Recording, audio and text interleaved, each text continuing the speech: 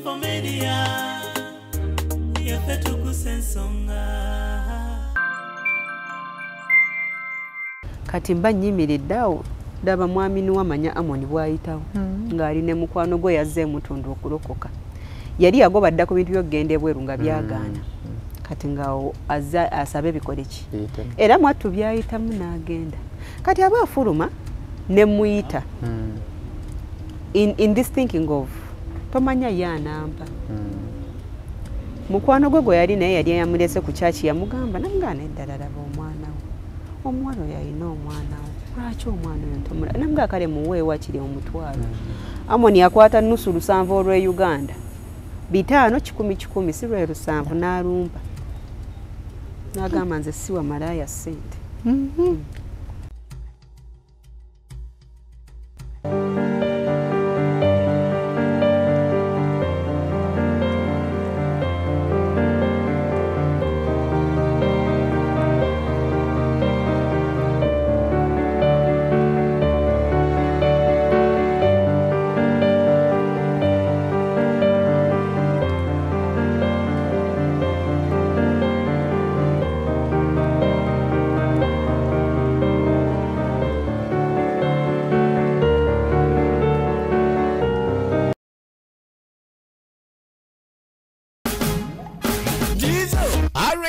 Ladies and gentlemen, tubanjulira Azul Tour and Travel bakugu muku processing travel documents bakuyambako visa processing uli musubuzi oyagala kutandika kusubula China, Dubai, UK uba mu nsi ez'enjawulo nga America oba Canada jangu mu Azul Tour and Travels bakuyambeko okwanguyiza visa yo bakuyambako flight booking ne bakugubira ne ku passport yo gwatannagifuna bapangisa emmotoka ez'abalambuzi oyagala kufunira air ticket jangu mu Azul Tour and Travel olina invitation letter yo oyagala kufunira appointment ku embassy jangu mu Azul Tour and Travel ensonga zonna bazanguya basangibwa Kyengera ku Kyengera Level 1 room 20 okumanya ebisingawo kuba ku simu 0700 979104 oba 0779531984 beba Azul Tour and Travel.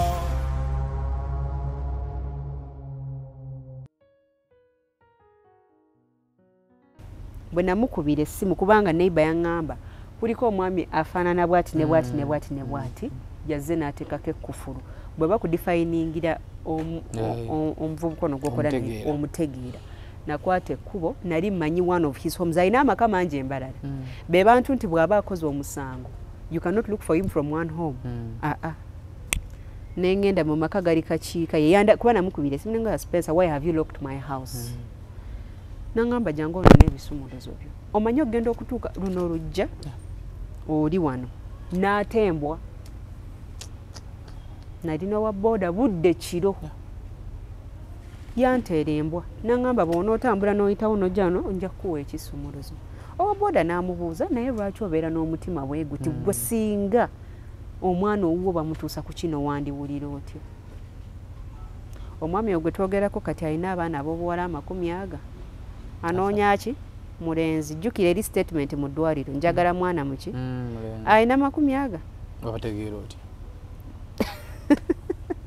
mukyala w'omukulu ebintu obulamu gye butukoma okutambula gy'okoma okunoonya about someone so kati mukyala w'omukulu yaŋŋamba ali mu baana 30 anoonya mulenzi so bwentyo bwe nakitegeera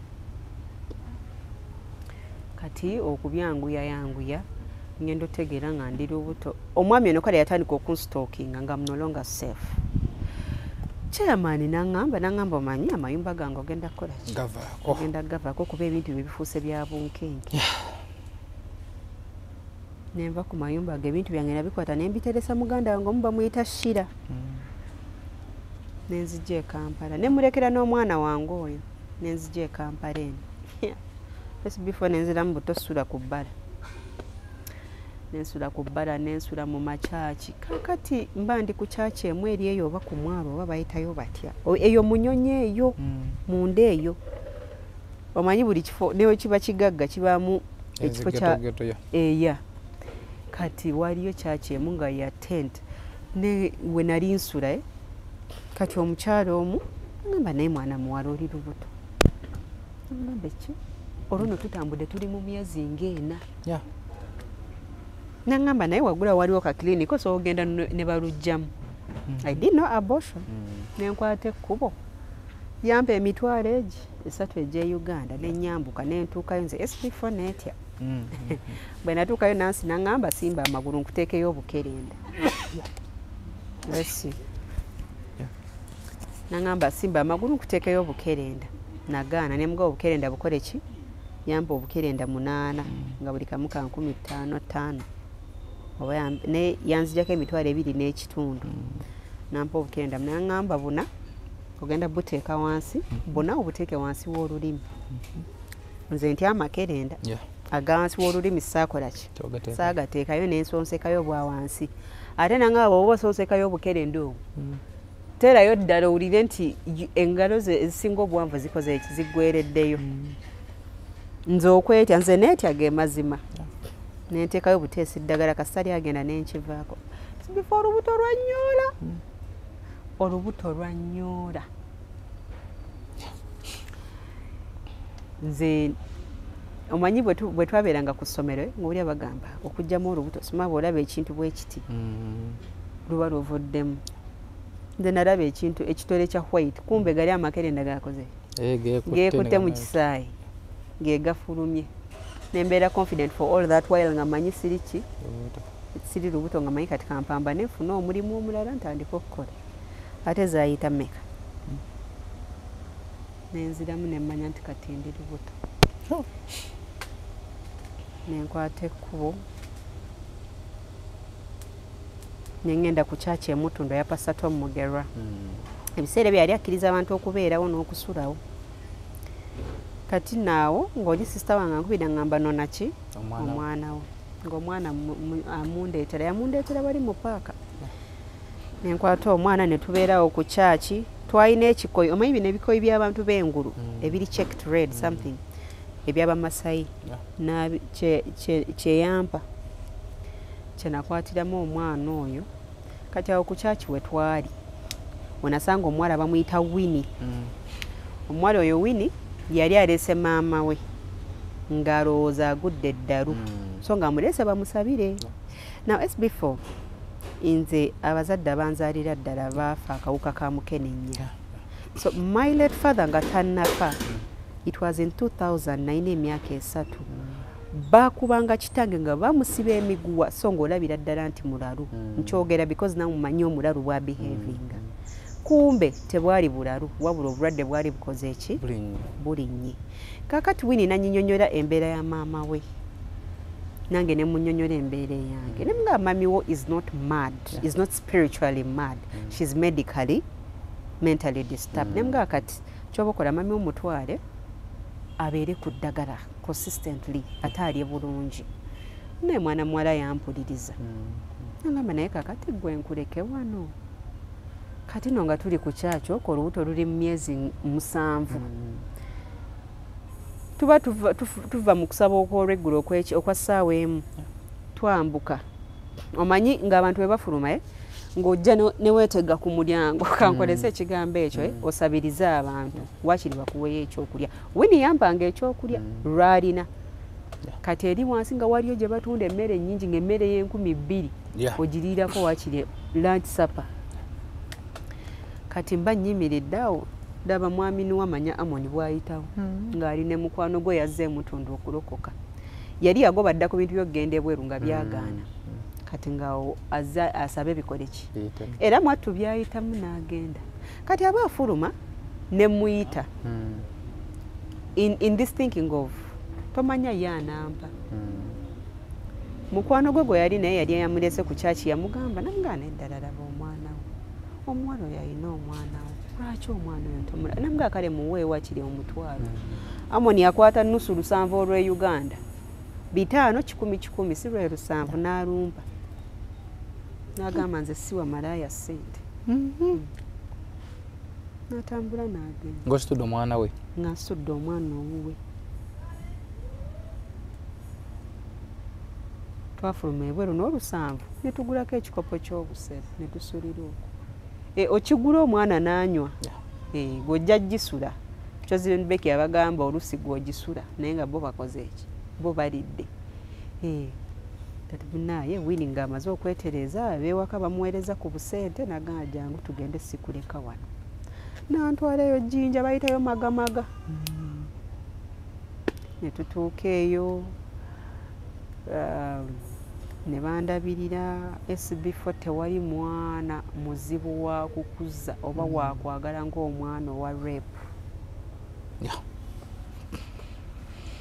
Mukama ansaasire abaana bange bwe bali bakuze bansonyiwe naye si kyangu abaana abawala azaala omwana as a result of rape n'amutta n'alugjamu olubuto sinakindi n'amukasuka toba na love yo toba nayo ne bw'obanga agikomyawo that thing comes back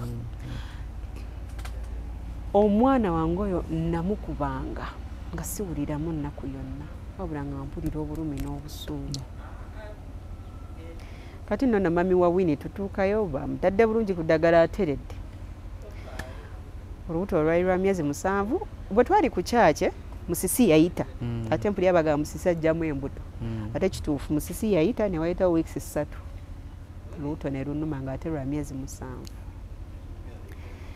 Winnie yali taliiwe yali asomesa mu bridge schools nga tebanaba kuziggala excuse me nga gyakolera so nze nga nsigala ewaka ne mami we ne muwala wange kati olunaku olubuto lwe lwannuma mami wa Winnie the previous night yali kati ng'olusi nga muzibwe eddagala si lyangu lyagamba nti olizzeko consistently otereereddewo era kamala ne kajja omukyala oyo naye olunaku olubuto lwe lwannuma that woman was totally normal bantu mwe Katonda gyali she was totally normal yakwata ensawo nanteramu obugoye obwono nasitula n'ono omukulu nanteeka mu taxi paka ku Nalufeenya referral hospital nantuusayo bwe twatuuka mu ddwaliro mwami SB4 omukyala yaddamu n'agwa eddalu nandekawo n'omwana n'abula n'agenda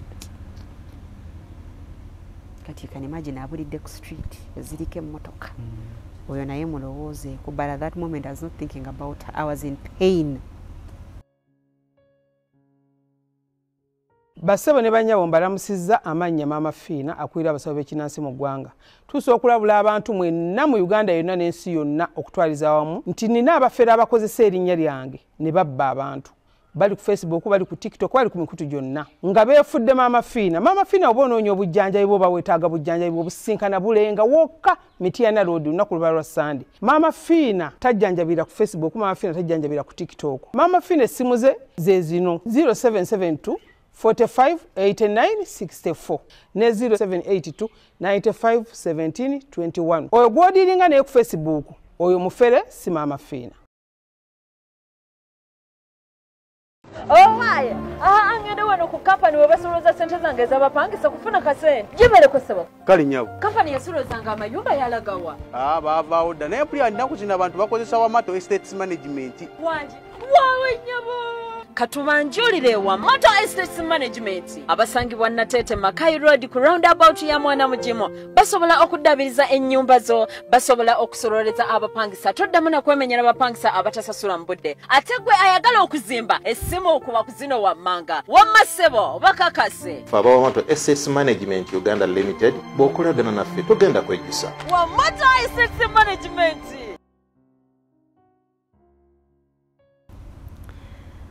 Naye nga ennamba ya Spencer Wilson nga nzirina nga nina ennamba za Winnie nga naye ddadde njirina naye nga sina bwe ngenda mutandika kati nga nkubira Winnie nga mugamba mami we yandese naye kati akoze ekyazzeemu n'atabuka dduse mukazi wattu n'avaayo ku ssomero ate n'asooka ajja atanzijjeko omwana Winnie yanjagala nanzijjako omwana weesa omwana ku mumwa ate agenda akoleki anoonye nnyina nabeera mu ddwaliro ng'oluusi takkirizibwa nakuvaayo ku ssomero naye ng'omwana musigaza emisana olw'eggulo n'ajja n'amunona omwana yatuuka ekiseera n'alwala ku lw'ebbugumu ly'olubuto yalwalira ddala malaria ow'amaanyi ne bamuteeka ku kitanda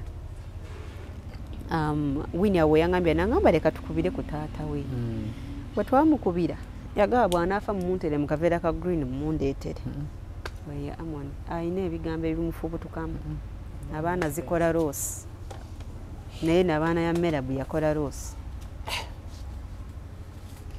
Wini n'agamba anyway kati oyo muwulidde ebimuvaamu Wini yajjanjaba omwana wange ng'ate nange bwanzijanjaba ono omukulu nembeera ku kitanda baneiba bange bali bamuyita maama Emma yalinayo muganda we oba muwala we ng'azze kuzaala be bakyala bampanga emmere ekyokulya olunaku lwe bannongoosa nva mu gundi ne baŋŋamba bali bagenda kunsala yali mukazi mukulu ng'asibye dread omukyala eyankolako yalinamu ba students be bakolanga aba scrubbers nambuuza omwana we omwetaaga since it was a premature nemugamba omwana nge nkola ki mwetaaga naŋŋamba saba essaala yesembayo ne bankuba genobod anesthesia it really affected me because I woke up after like 3 days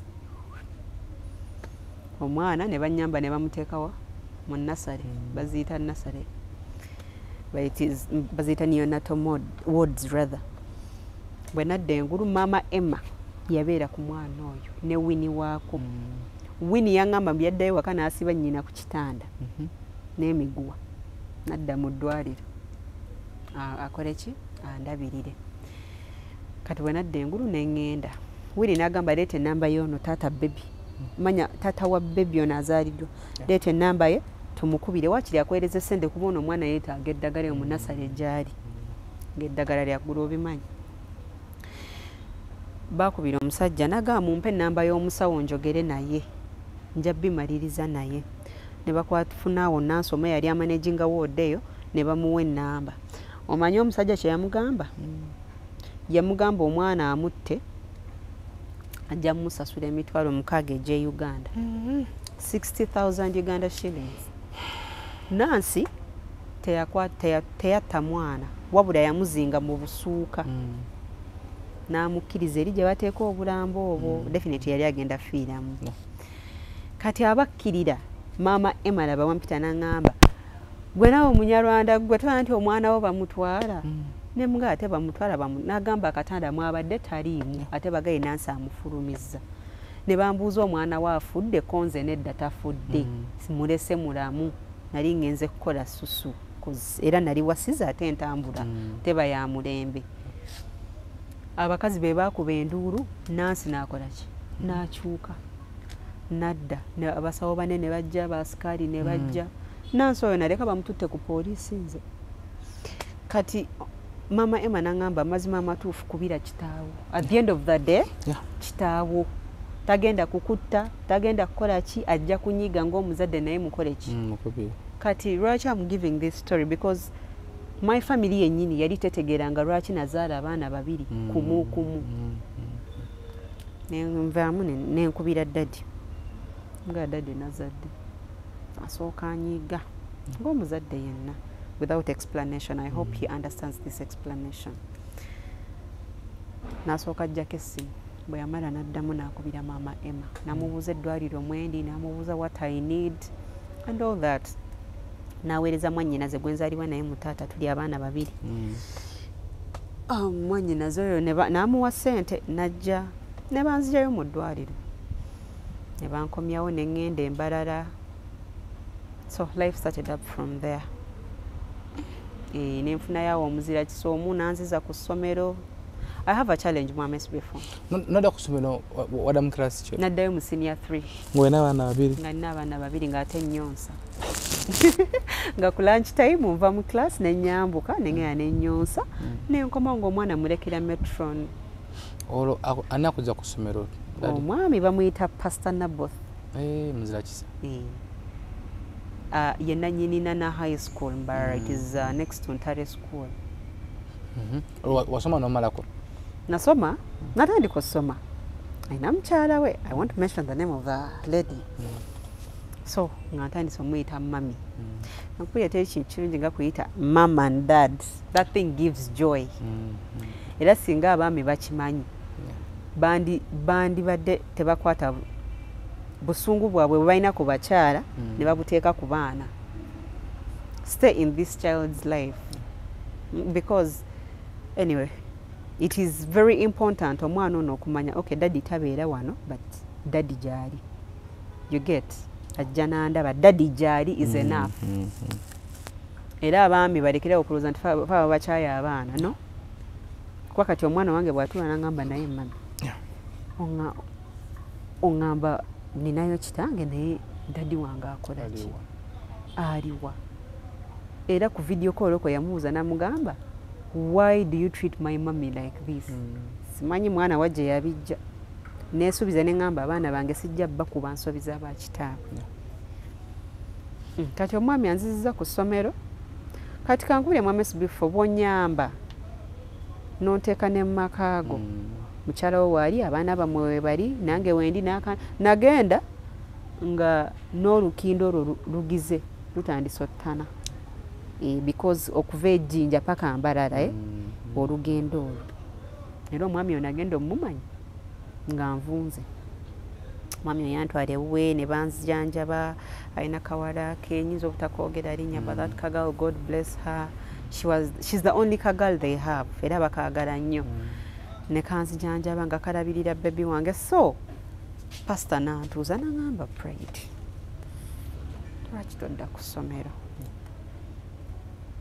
nawulira nga obulamu obuzze engulu nze nakula nga bampita Dr. Prayed so all my life I wanted to be a doctor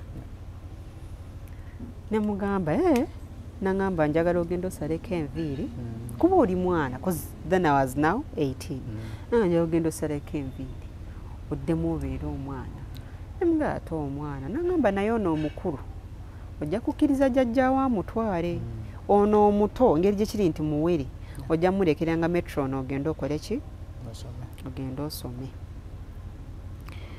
nenzikiriza I could not lose such a chance mwami ono omwaka guweddeko tutandise 2017 nzize ku ssomero nga nyambala uniform nenjijjaamu kituufu nenzira ku ssomero nga lunch time nzija nenyonsa biki so this man nga nkimanyi there is nothing I can pay him kuba omwami ono yansaba essimu z'oyo taata wa bebi oyo namukubira namugamba nkuwadde ebbanga ttono nnyo otandike okulabirira omwana okitegeera oyo namugamba oyo omuwala anvuma biki namugamba ebyo tebinkwatako nze kinkwatako ki mwana ono akyali very vulnerable namugamba mulabye oba si kyo tukomyewo omusango gwa rape Spencer natandika ng'aweereza pampa nga mayina okukwata n'emmere n'agiweereza we waka naye ng'ali ku gun point ya pasta kati ekiseera kyatuuka ndowooza omukyala n'alaba nga mugeti nedda pasta yanjagala ng'omwana kuba alabiridde abaana ab'obuwala ku nsi kuno ayambye abawala bangi essomero erya Nana High School 70% baana yabasasulira kati Nana High School was just starting yali already etandise naye nga ekyetaaga marketing kati nga tugenda mu ezo gundi ez'okulanga essomero both erya primary n'erya church kuba Musumba alina Church of Uganda erya waggulu entali n'erina erya high school ne tukola ki kati tuba tuli eyo mu field mukyala we n'akuba essimu n'agamba pastor kunze ne Pride londawo ki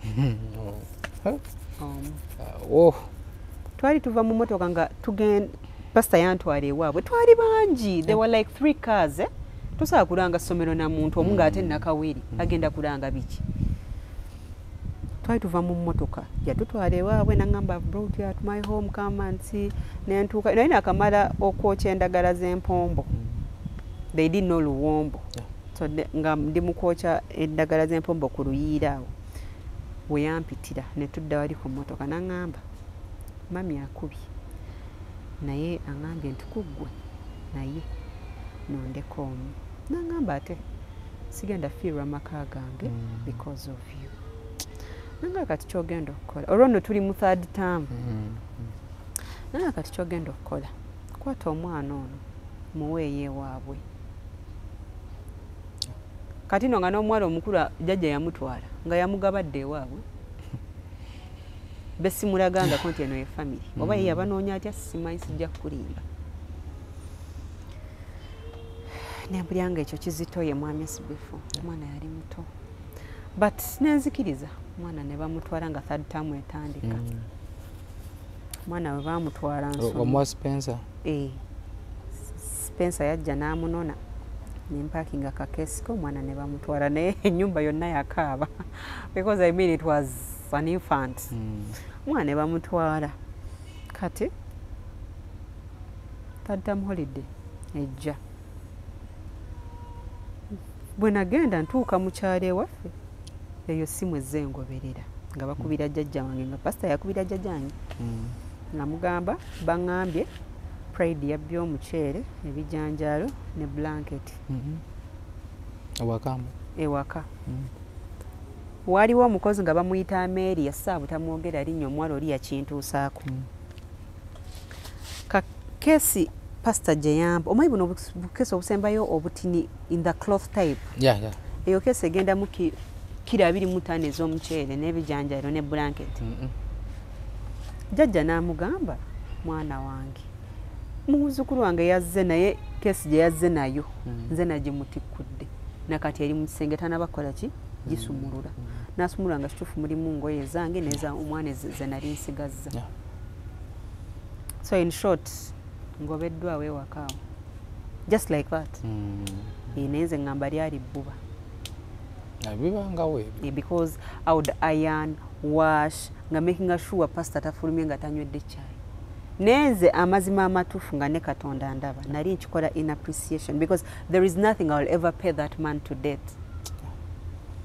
Kati 2018 senior 4 nkomawo ntuuka nga mbagamba njala kulaba ku mwana nga sinaba kuddayo ku ssomero nga bakubira Spence wavaire wa pastor nosigala ng'okyasoma bwe nakoma nga holiday wedde third term holiday nakomawo nenzije wa pastor kubanga bwe nali nosinze kubanga ebitabo byali buwe you get so me coming and picking my stuff I don't think it was an issue with madam mchala wa pastor so awo pastor nangamba agenda kunteeka mu kisulo wansi eri ku Nana high school ewakanveewo kunze it's fine nene mbaga nja asooka kulaba ku mwana wange bandeetera omwana w'omwaka gumu n'ekitundu nga mutwe gwokka gwalina nga tasobola kutambula nga mutwe gwokka gwalina nasituka ne ŋŋamba pasa nga nafukabira ne mugamba ojja kunsonyiwa kye nnaatera okukola si kirungi ne mugamba I am not going back to school not because I don't want to study naye tunuulira omwana wange esi before oli olabye omwana w'omulalu ng'akonzibye ng'ate bali akasasi ne bagamba siddayo Spencer n'agamba sikuwa mwana biki netoloola emmanju ng'agenda okubivaako navayo nejjambya ne mugaa kati nkubalirezi nga wano toliwo nga nze mulina olwo nali musitudde namukwata ne mutwala mu kisenge n'ensibawo neŋŋeya nendeeta ejjambiya pastor yasitukawo n'ayingira emmotoka ye n'agenda ku poliisi akole ki aba alaatingi ne mugamba ku bulamu n'omwana ojja kulekawo eki and I was serious by that because oli omwana singa wamutunulako I wonder when these men take these children what do they do to them kyova nze sita mwana afadhali nesonyiwa omusajja nenga sita mwana nze mwami SB4 sisobola. That's why I told you marriage is not a priority on my list. It cannot be a number one anywhere. Because right now, ever since the year 2020, nali ndemu kuba abaana bange abo ku lw'obukyayi obwo baali bato. Era biva kubanga byakaakati nti omuntu yandrecordinga n'atwala ku poliisi singa ndi ku mayisa. Saaba kuba baleeta musayi naye omanyi okuba omwana ng'owulira obulumi obw'ekizadde but at the same time obulumi obw'ekyo ekyakutuukako. Bino ndibyogera because I know mothers out there do these things. Not because they want, naye obulumi bungi mwami SB4. Kati mba ndi mu kuba abaana abo eddoboozi ne limbuuza okuza abaana okuza nsolo. Nangamba ojja sooka okkakkanya eddoboozi ojja sooka okkakkanya omuggo odde ku baana abo nze bifuna somugo. I decided to love my children. I decided to forgive myself. I decided never to blame myself nti kale singa nasigala ewaka kuba naye era tebyali birungi besijja kubiddamu ate baddemu banneetiki. So omwana ne baleeta poliisi Kabangali nejja kwajjirako abakyala ne mbagamba ngera ejjambi yanjirina simuzona kisuula mutuumu omwana omusibiddeyo ne ŋŋamba Spencer n'abakyala beyajja nabo abapoliisi n'omusajja yaliko kuliko omwami gwe nali mmanyaawo ku CPS ey'Embalala bamuyita Mwami Kakulu namukubira ne mugamba bampeereza abantu bwe bati ne bwe bati naŋŋamba don't leave your stand ne bagamba bula mbabuulire okutta Spencer n'afa waakiri omwana ono akuzibwa abazira kisa nenze siddiza mwana Spencer oli omwana singa wamulabako abakyala ne bagamba omukazi kasita mwana wuwe okitegeera ne bandekera omwana wange ne bagenda nensibamu ebyange n'omwana wange netudda ku bbala netuliddako buto naye by then I knew how to work era najje ne Kampala nali nina omuwala gwe mmanyi oyo w'oku kyaki oluusi tukuumenga abantu because tewaliyo omuntu talina mugaso omuwala oyo ne munoonya nampeewo okusula for some time of course ebintu bimala ne byonooneka ewaffe bagamba nti ija situule kumwe niija twangane jangu tubeere ffenna ye jangu twewalane of course ebintu bimala ne byonoonekawo naye nga nina nange wentandikira nentandika obulamu n'abaana bange. Things were not easy. Nakolako mu mabaala naye ng'ebbaala sirikolamu na wiiki ng'ekingo byayo basajja kunkwatirira osavinga eno omusajja kukwata ebyo ebintu ebyo sibyagala nze binzijjako ng'omuweerawo mwenge bwe bacupa bansibakokko akuba omusajja eccupa kunkwatirira nze kankubulire mames before myaka gye ndiko nze saakukuula kankyogere bwentyo reason being if I don't like you I will not eat your money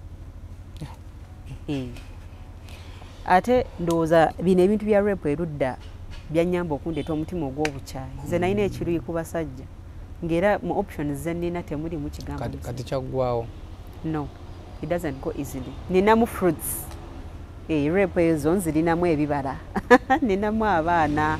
So it is a day of waking up every day n'obatunuulira n'ogamba okay it will eventually get fine. Wakuba omusajja yali mubbaala ki twamukwiramu ecupa ebbaala eri wali wansi nga baliyita batya mutawuni ng'olinga ayambuka nsambya wali we bakolera ebitanda kirira naye kati kwatali neeryambuka ate okudda ebule bayita batya mu bagagga buki zitu eno gye bagamba uno Muyenga thank you awo nga wali Middle East naye waliwo awo ekkoona eryambukayo waliwo ebbaala osika balagala awo I think those are the names ononsonywa ebifo bino some names sizimanyi so omusajja ki ekyamukubya kunkwatirira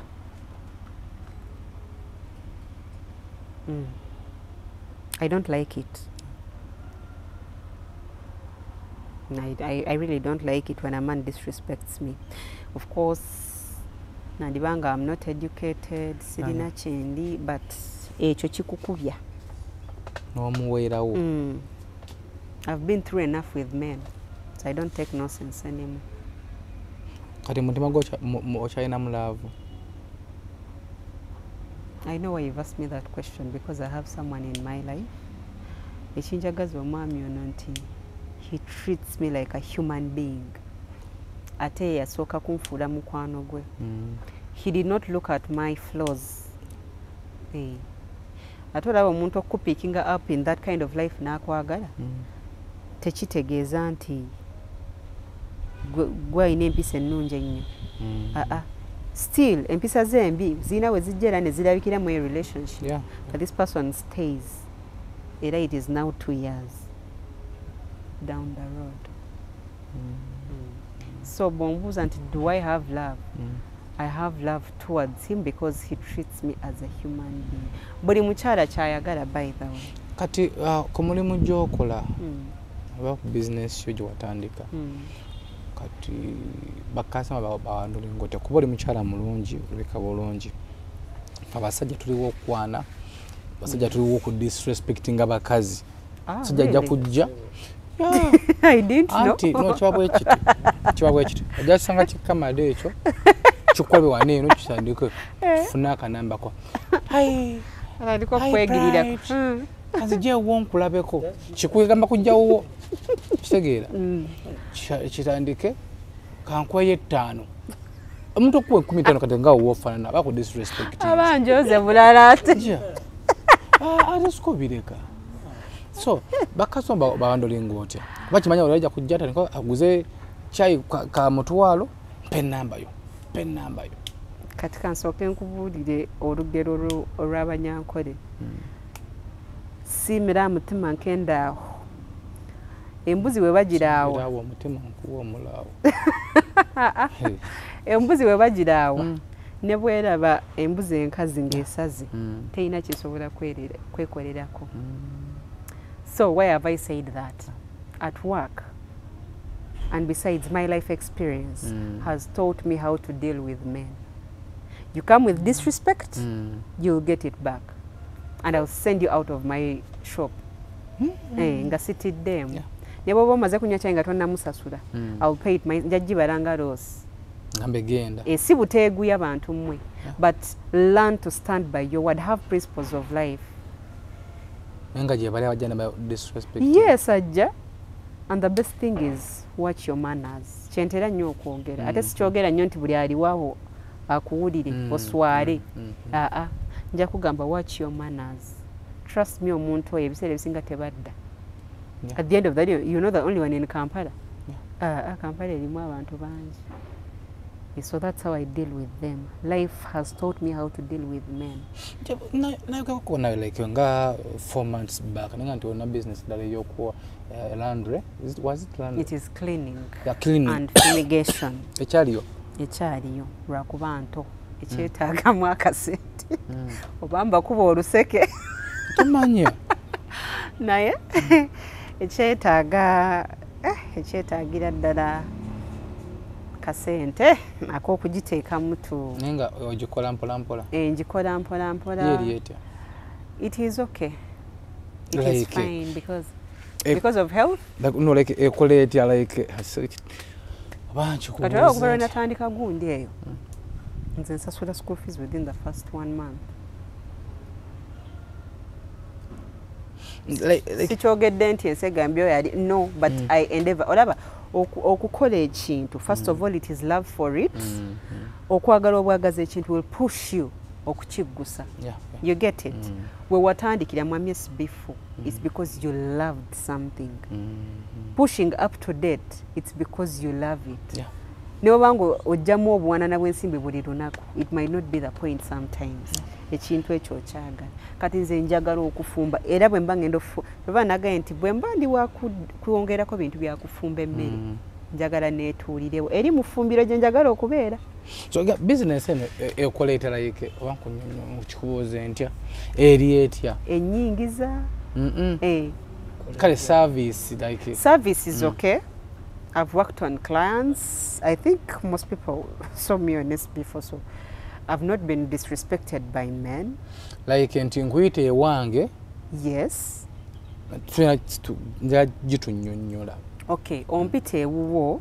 First of all, gundi my already I got it a company name rakwasi naba verifying biki ebyo but njiyita Purity Cleaning and Fumigation Company.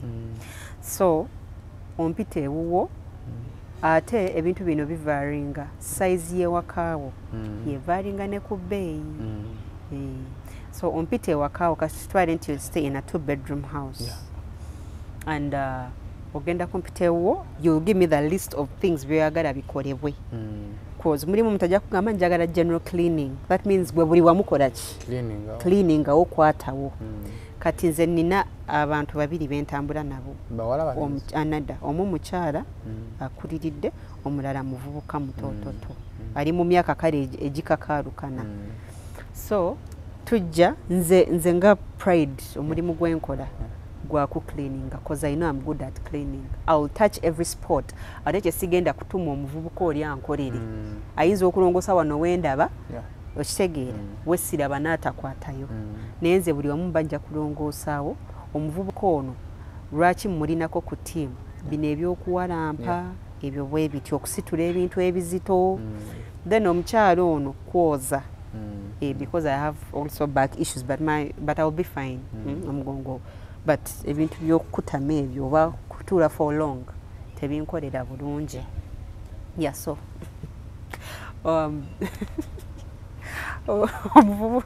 omukyala yaliwo kwoza ngoye. But me my main part kulongoosa buli wamu kankitwale nti omwami ampise ali single.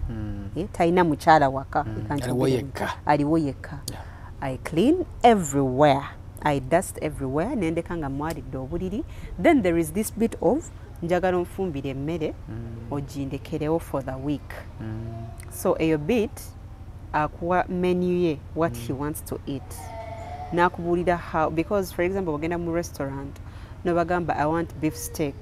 Bajja kubuza do you want it well done or half done? You get. So nakunyonyola how they prefer their food, nogifumba nogipacking in designated containers, nogiteka mu refrigerator ye. Then after that but nga tetunabatandika kukola tukanya ku ssente noleka ng'onsasudde.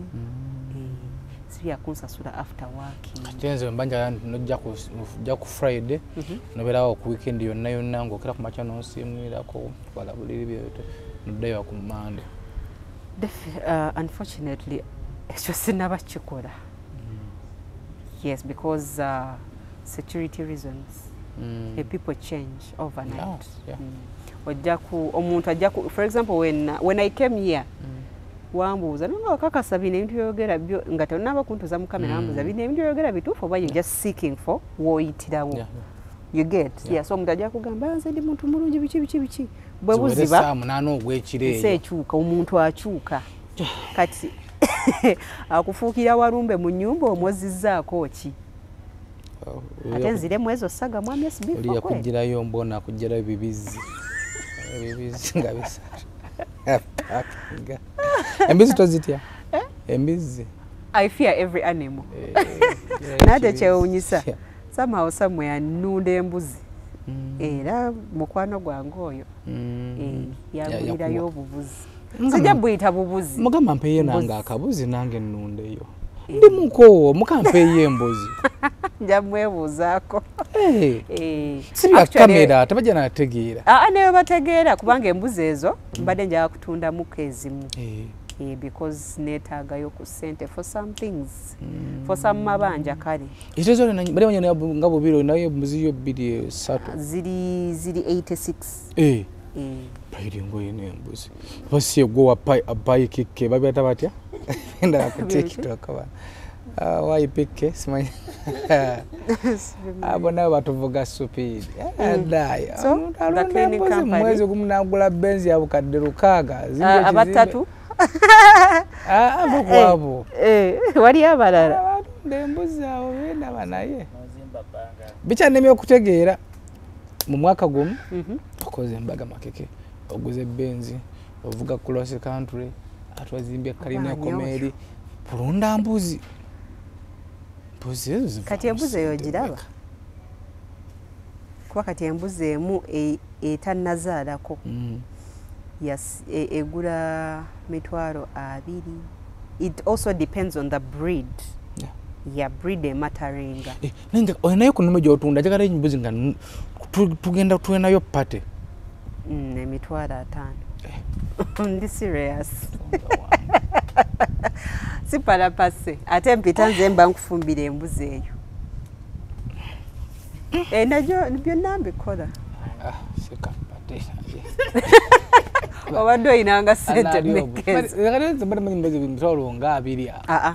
enkulu ennume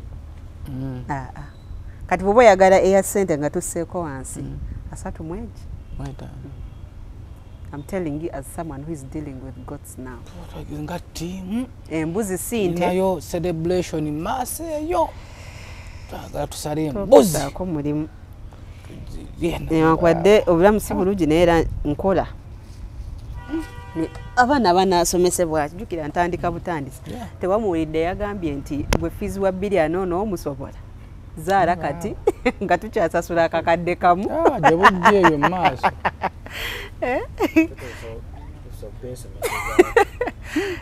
oba si kyo okuzaala tukuveeko buvi. anyway nga twagala okumbawumba abantu twabeebazizza era beebale omuganda yagamba nti neyanzenge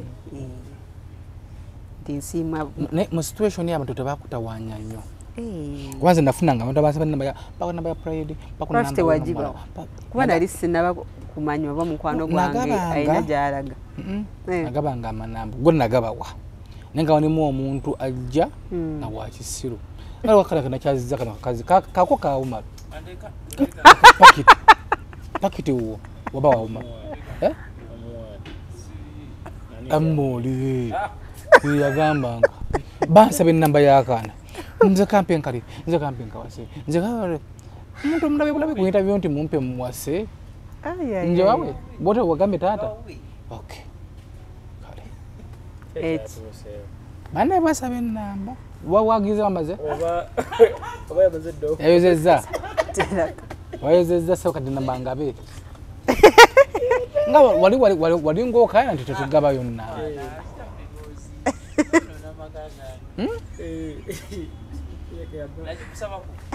tewajisaba ekitegeeza so kati bansumbuwa kati kuli eyansukkako musajja oba mbu ali USA ng'agenda akuba essimu WhatsApp definitely ngamba jankwereze $10,000,000 ogende ewaka obagaye nti nkolaki nti nzijja taweereza akina kifaananyi nti manye nti omuntu gwengenda okugamba abantu afaanana bwati nangamba njawonoonye ennyumba apartment of your liking kasi ng'eri mu range ya 1.5 ku 3 million. Oli omusajja yakiwanika era singa yasanga bano bampita munjake nze singa yayita budda nangamba ngenda kuba $10,000,000 otandike olwono tuli mu $1,000,000 ziri 10 ziveeko ez'okutwalira kati ampadde endala ayogedde endala ez'okukola nga yakwaddeyoko ez'okulyakaawo nga tana kugamba nti nkuweereza $10,000 ku lwekyo kye nalabye olwo nga just bagambe bakanti nzija bakoddemi be baabo taata nzija ebintu tubirye bali mu kkubo wayitawo ennaku nga ziizo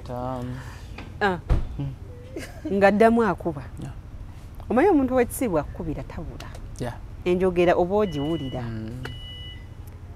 ne mugamba naye lwaki tokkaka omanyi ebintu bino ebyokujja mu kamera osaba obuyambi bizibu omuntu agenda kujagala taking advantage ng'omuntu alinamu ku mpisa ojja kutya okukolaki omuvuma because this person will come back and comment nze nagendayo ku videos zange nendaba comments naziraba neŋŋamba leka ŋŋume because I don't expect positivity and I don't expect people to sympathize or understand my situation. Musajja oyo yakiwanika era twakommenkereza muvumye nga ndaba asusse yatuuka n'okunsaba kukola kinaakuuka ku simu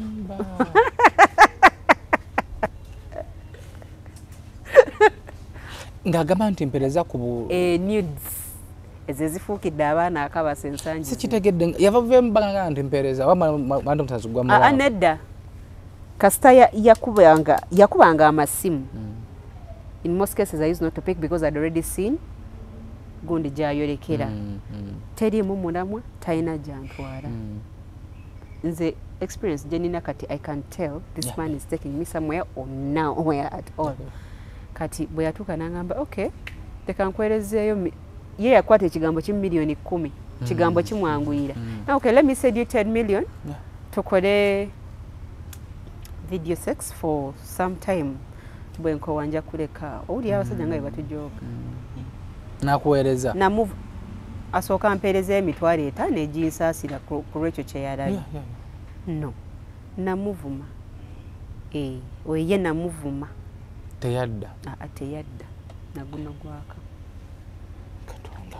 teyadda and it's good nti teyadda because nafuna okusomezebwa kungi njagala kuwasa abaana balekeeyo nze nja kuwasa ninayo taata wange muto alina ssente ali USA naye tayagala ojja n'abaana nja kuwasa baali bangi but you remember wambuza mu camera nti kati bufuna omusajja nga ayagala kuwasa nagala that is not my goal era ne mukwano gwange yajja luvannyuma ate era tetuli mu bufumbo we are still friends obufumbo is a different thing kati mukwano gwali mu Uganda wano yali eri ali Cairo ajja n'abwatula naddayo never mess with you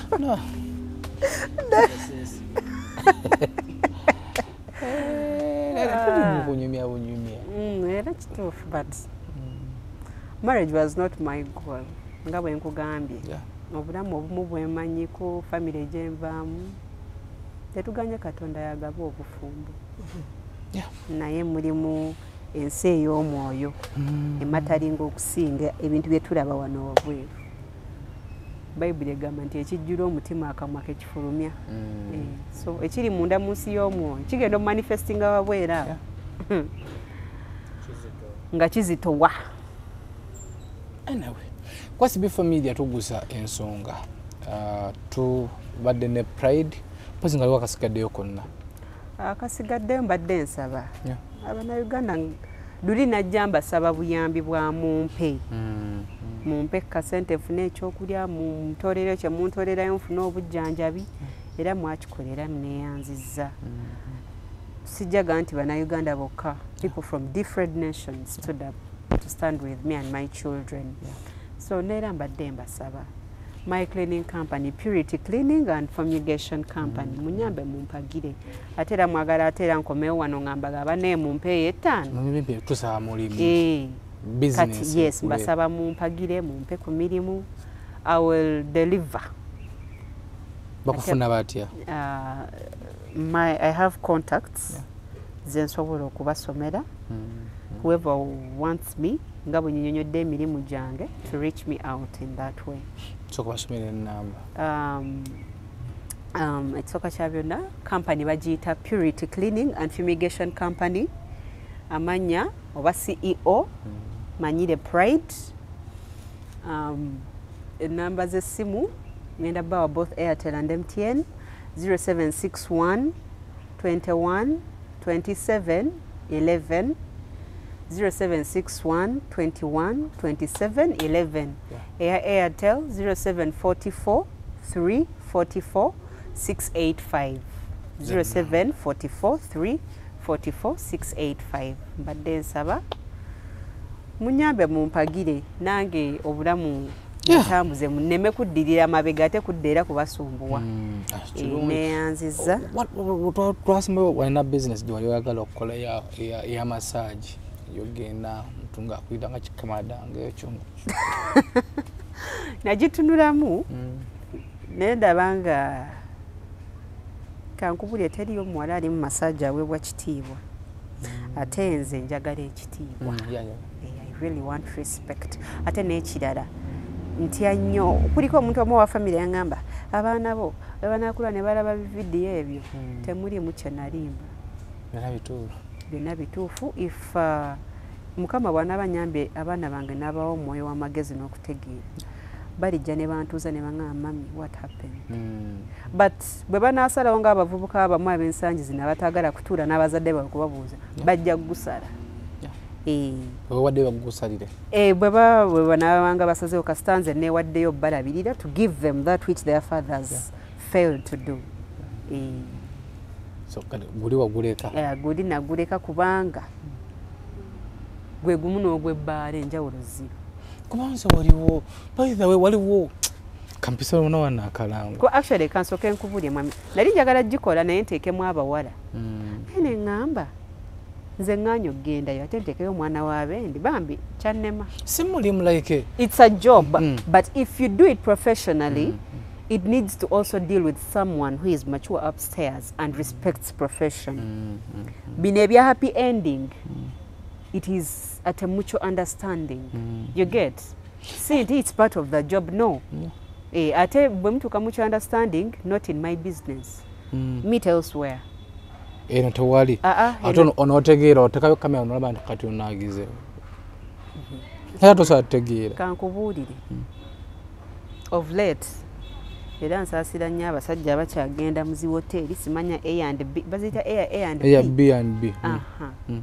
mubaamu cameras yes so people be careful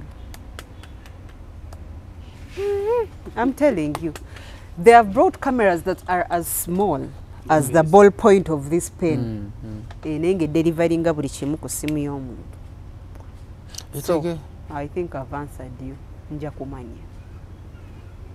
eza ne zimasaje mbamu kamera kakati towulidde nina emboozi gye nawulira awo omuwala yali covered yali under mask n'agamba waliwo massage palemu oba yagamba eriruddawa ate ebuuminga nenga bajja ne babakolesa abawala kirindi and then they even end your life if they want is that okay nanyini massage pale eyo kisitole ekyo nakiwulirako ku internet I don't know who hosted that girl but abawala bangi bafiiridde mu bintu ebyo omusajja yali agenda kunzita abaagusala bagamba bunali ngenze kwetunda si miryango tetuganye buli mukazi malaaya kasita bwebaka n'omusajja asuuka mwatya oba ofuuse malaaya yes that's the truth mama nti kyawandiikibwa mu Bible nti olina okubaka na musajja ono the Bible does not talk about anyway omuntu okubeera with more than one partner lwakuba bwe tutunatula mu Bible yo n'ogisoma n'ogikaanya the great men had more than 10 women as wives yes so ebintu bino byetaaga mwoyo w'amagezi nakutegeera you don't just jump and do anything so ekyo wakyogera luli mu interview yaffe tebakusumba nti jangu onkoleko kuliko abaakuba ne mbagamba I do not do massage anymore kuba nakibalabalamu ye leeta sente mangu massage zanguwa nyingi actually kati nawulirako nti ne bamalaaya baalinga ku makubo baavaako kati badda mu massage addawe nafuna akayumba ke n'akafanishinga bulungi things have changed era kizibu nnyo okugamba omusajja yaguze malaaya kati bali mu massage mbimanya ntya because I've ever been there nali nkozeeko mu massage kati mwabagunsalira it's okay it's life ama waliwo twali tuwakana n'omuntu omu yagaa nti yakola mu massage okumala mwaka myaka ebiri buye nga nze tamwebakaŋŋanako kisoboka esibifa nakola mu massage for 1 year and a half and I dated one man in that thing tojja kikkiriza not dating like omuntu aze client aze omukozeeko ekitegeeza I had someone kati ng'abasigaddeyo wasting your time kisoboka bifo mulimu abawala beevaluinga lwakuba mbeera kubanze ndaba ng'otuuse omusajja nagamba kwata dozi zo $10 kati kankuyefe abakazi $10 ogamba $100 like 100 emitwalo 37 ege Uganda no please bana bagamba wano emitwalo 5 kama eri gye wagendamu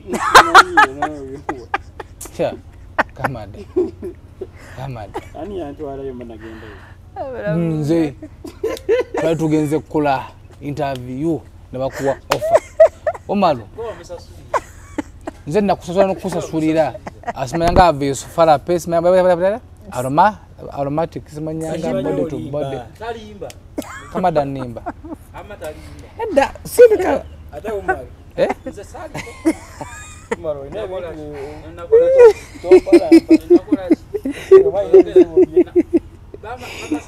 Abgo ba panki tisoko sirike. Amanimba sabota. Anyway, jena manyi masaji ze nako zino laba. Baga mitwalo 10 bade to bade happy ending simanyanga. Extras oba extras oba bazita happy ending. Extras is something different. Happy ending is something different. Bintu byanja extras jeje. Extras bye bintu bya masaji awedde naye mpulira sinaba kutereera mu wano. That is an extra. Happy ending gabo okiwulira. Because tuli bantu tuyina emibiri girimu omusaayi gukola ki gutambula. Kati omwana wo abandi tagenda kukwatako nga ddala olaba anyirira alabika bulungi ate bambala buno nze obwannamu okwambala bukyanga ndaba sirangayo mu akola massage ng'anyirira tomulabanga baba basiwuufu bababi no pride wangama nti wali okozeko massage zesobola okukiwakana nga bw'oto buufaanana sobola okukiwakana anti wulira sirabangako massage erina bawala balungi nze emirimu gyaffe gino gyaba oli akutuukirira nagamba nangireko biki naye ogenda okutuukayo kuliko neno massage pale yazze naye era kituufu kyoyogera abawala abalimu ogitegedde byabwe balinga bayeekera abatuuze bambi abalanze naye nange nabatunuya neŋŋamba sika bizinesi naye kati omanyi why do you know why okay if you're to say that omuwala omulungi kati yetunulamu n'alabira ddala nga that's not where she should be. Kati abawala abalungi bamanyi be bali mu kukola poti tonnawulira poti bagiyita poti naye business kati eri wano e Kampala n'ensi yonna poti sikikolangako but I have a friend who was through it era mbadde nkyali mu kansolinga mulungi she's very beautiful obulamu bugenda bugaana mulimu lw'otuuka ng'ensoogi ng'eganye ng'ate togenda kudda waka towulira nti bayitayo waka mulimu ekiseera ekizibu eky'okuddayo bamu akafaananyi nga how are you going to open that gate and enter that home as who now tetuganye oyinamu DNA but as who mukitegeera kati omwana oyo yaŋŋamba nti biri muyenge eyo sijja kwogera details nyingi but abagagga b'omu Kampala muno I've not specified abawala abo you sit down ne bakubalira $10,000 lulimu nga mmeka nga 3 plus n'otuula wansi n'ajjamu empale bulungi n'akutuula ku mumwa n'akupama mu kamwa yes and you swallow that shit so omuwala ono agenda bakoleramu ne bagiyita sodomizing ebintu by'ebisiyaga by the sibitegeera bulungi ebanga nayo nga massage parlor nyumba nedda eba nyumba nga nnene nga mulimu ebisenge ngaaga emuyenge wali amayumba amanene kati buli kisenge oba mulimu lwe bagamba katulenga wano eno si dining eri si sitting room naye nga temulimu ntebe nga njereere bateekamu zino entebe ziringa ng'ez'aba Pakistan bo jjukira batuulanga wansi ibwe bityo ebibeera kati nga ojja n'oyingira osasula n'oyingira bo be bakusasula omuwala empozi bano bapimpa ababatwala abawala balina obbasasula okitegeera you've connected me to something I have to pay you for the connection obanga ngenze nga pati zibanga pati zitandika bwe zityo naye gye biggwera ensonga eza serious ne ziyingirawo ebisiyaga bino ebyokuvuga empanka abawala bangi they are suffering n'ebyo ebintu by'okwambala pampa bangi bali wano e Kampala kiki ekituusizza abaana awo mbeera naye ng'embeera tugivuddeko abaana tebakyayagala kukola abalabalamu ssente y'omwezi eneetuuka ddi kati nga ina kola ey'obwangu egenza okutuuka iPhone 17 ate kati abaana tebakyalinnya butanda obutanda nabwo kati bwasuula akatale akulinnya butanda kyeki toga tomanyi kye bayita kulinnya akatanda kyeki kati ogenda osanga nga omuntu alina edduuka ly'amasimu ag'ebbeeyi era gaalinya akatanda nze nku upgrading ojja kibuuza kitwambululire sleeping with someone so that you get something kati bakyebaka n'abantu for money n'abantu kati agenda kuwa meka iPhone 17 nawulidde eri mu milioni 19 eri mu meka abazirina millions nga 7 wesukamu esukamu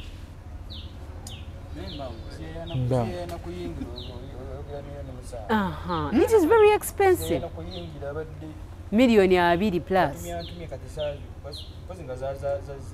tebannaba naye era mu Uganda mwezi amaduka abaana bazirina nziraba bazibikula nga bazitunda mu maduuka g'obuwundi omwo mu kibuga bakulimba jesiga ekiba kyetaaga nogera n'ogisumululira abo olabo batokutte 11 ogendo gibikulako kiguudi nga 11 naye lumulama bisobola ate basi naye nange saagula simu ya milioni 10 kati munange gambayo ekintu kimu omwami tagingulidde gambayo ekintu kimu sigigulayo esaawa zino pride ekintu nze dda nga ndaba okukwata emitwalo 5 nga mingi endowooza eyo ngitegeera nga ngamba sisa kukwata emitwalo 5 njiwa muwala gwe nkwana mbu muwe edda naye munange oba just tozirina kyo nedda okola ki abaana basasula za $1 oli ku mitwalo okyogera lwakwa nti tozirina ozifuna n'emitwalo 5 osobola oziteekamu ng'ozirina kyayogera kituufu eyo endowooza eyo oba nayo nga tozirina oba nayo kati nze omanyi kyendi mu kuluubirirwa essaawa newaki nga nsisawa kwata milioni 17 gula simu eyo I want my daughters, mainly daughters, to go and study from abroad. Mitwalo 5 nogiteeka mu mukazi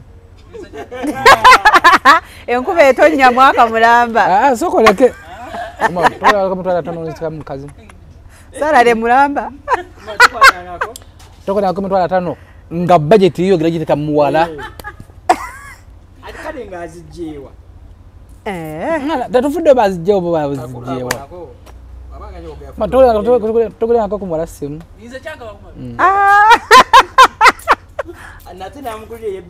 agatufaayo togolerako ku muwala simu agabi tasobola kukwata mitwalo 10 kugira lodge kati sokolekeo malo okukwata emitwalo 10 okupangisa lodge nokwata emitwalo 10 nogiwa mwala azze okukulabako nogimwani addeewa enjawulo eriwa tokyazako mwala wakaawo akakkana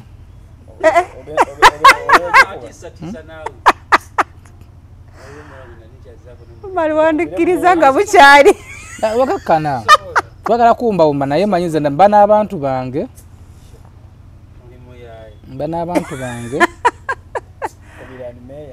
sina gwe ngenda kukubira eddoboozi lya omala olimanyi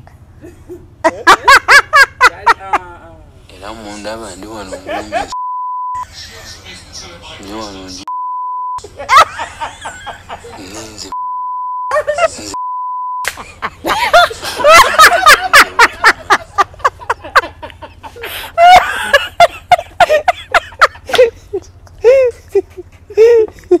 oh my god zako kamera pride abantu bato akuteeka mu nsobi asokanza sega yabirese oba n'omukazi munanga muri bafumbo nogamba nakuta emitwalo 5 nyo omukazi wange asibe enviiri unze mba mukazi enviiri emitwalo asibe enviiri kumbe ye ayitiro n'abikola okitegeera n'ebintu byange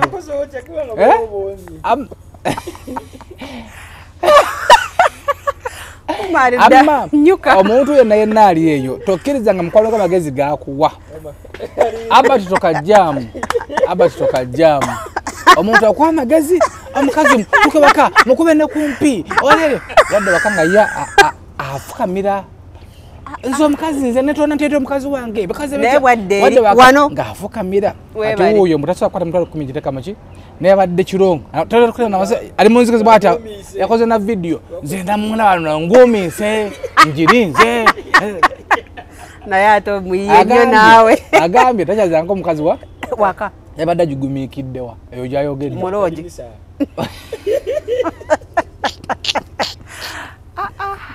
amatereke kwesi bifo media tugusensonga tubadde ninayo akantu kamu wekati mbadde ninayo abantu abankwatako nnyo mu bulamu mbadde nsaba we munaalaba this thing mbasaba don't judge me my friend don't judge me tweyita fala tonjajinga mwita fala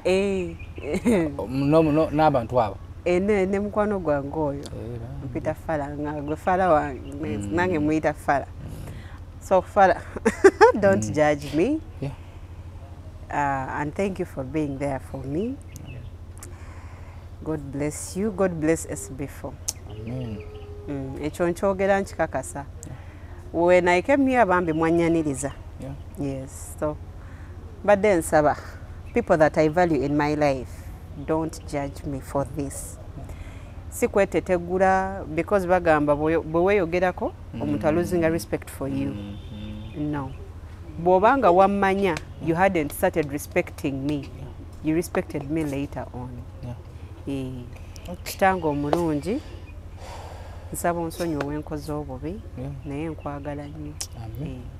So womalu yazze jawadde olinze so nomuntu nasano gifaanana naye bannaye aha gaya tano gifaanana olaba obuviirivire ebera nso okubumira omusajja gabannaye agenda gye kulongoosa. Anyway, kwasi bifo media tugusensonga tutakaba kasente bannaffe aba Remfi downloading olunaku olwaliro gwayagala kusindika sente Uganda ng'ovuli mawanga omulinga US, UK, German, Italy nga waleetazo okuba ng'osindika sente wano Uganda downloading Remfi kozesa promo code ya SB4 ebere nga tosindika sente nga tabasisaze bagise Remfi downloading olunaku olwaliro bannaffe abawamato nabo tutakaba kasente bakayambako kusololeza ennyumba z'abapangisa bwe ali eyo Leland Road bazimbe ennyumba zo naye nga abapangisa bakutawaanya okusasula wekwate bawamato bajja kubanga bakusololeza ennyumba zo bakukwasa sente zo nga mulambalamba. Nyongera kutumirako mukwano gwange Womalu muvubisi bere bulungi mweraba. Pastor Twina Habati akutusako Ayama Wonder Worship Concert. Erugogo Hockey Grounds nga 17 mwezi guno gwe 10/2025 tugenda kuba mu kusinza nga bwe tukowola omwoyo awerekeddwa kabasinza okuva ebweru w'eggwanga nga Bebe Nkululi n'abasinza abalala nkomulitu okuyingira emitwalo 5 ate nga ba VIP ba mitwalo 25 y'emmeeza ya miliyoni 2. Big Twist bako Kibati Tours and Travel destined for greatness kati no nga 17 mwezi guno gwe 10 tosubwa okusinza mu Ayama Wonder Worship Concert ne Pastor Twina Habati.